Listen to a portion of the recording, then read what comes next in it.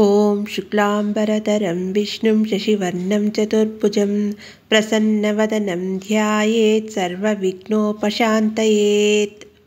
या देवी सर्वभूतेषु विष्णुमायेति शब्दिता नमस्तस्यै नमस्तस्यै नमस्तस्यै नमो नमः।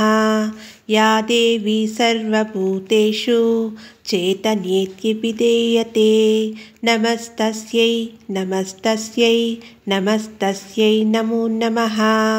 या देवी सर्वभूतेषु बुद्धिरूपेण संस्थिता नमस्तस्यै नमस्तस्यै नमस्तस्यै नमो नमः। या देवी सर्वभूतेषु निद्रारूपेण संस्थिता नमस्तस्यै नमस्तस्यै नमस्तस्यै नमो नमः। या देवी सर्वभूतेषु क्षुधारूपेण संस्थिता नमस्तस्यै नमस्तस्यै नमस्तस्यै नमो नमः। या देवी सर्वभूतेषु छायारूपेण संस्थिता नमस्तस्यै नमस्तस्यै नमस्तस्यै नमो नमः। या देवी सर्वभूतेषु शक्तिरूपेण संस्थिता नमस्तस्यै नमस्तस्यै नमस्तस्यै नमो नमः।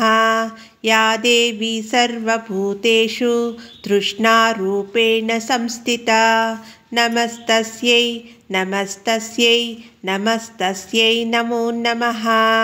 या देवी सर्वभूतेषु क्षान्तिरूपेण संस्थिता नमस्तस्यै नमस्तस्यै नमस्तस्यै नमो नमः। या देवी सर्वभूतेषु जातिरूपेण संस्थिता नमस्तस्यै नमस्तस्यै नमस्तस्यै नमो नमः।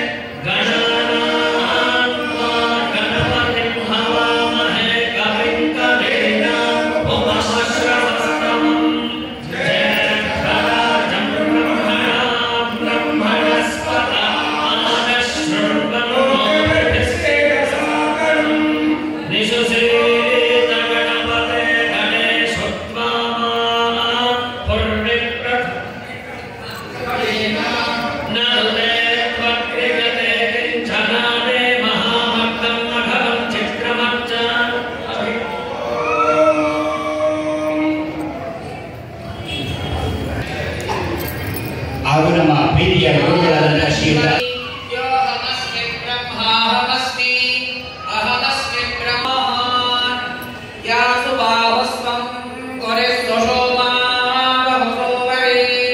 तस्यै विष्पज्ञै हरस्य दीवा